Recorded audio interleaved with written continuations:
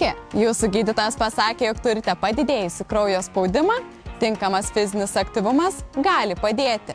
3 patarimai jums. 1. Aktyvi fizinė veikla, kaip pasivaikščiojimas, važiavimas dviračiu ar plaukimas yra naudingi siekiant sumažinti kraujo spaudimą. 2. Nebijokime jėgos pratimų.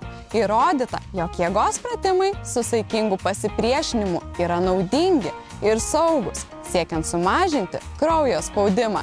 Na ir galiausiai, 3 dalykas. Žmonės, kurie reguliariai mankštinasi, patvirtina, jog pagerėjo jų reakcija į stresą. Ramesnė reakcija į stresą turės ir įtakos geresniam kraujo spaudimui.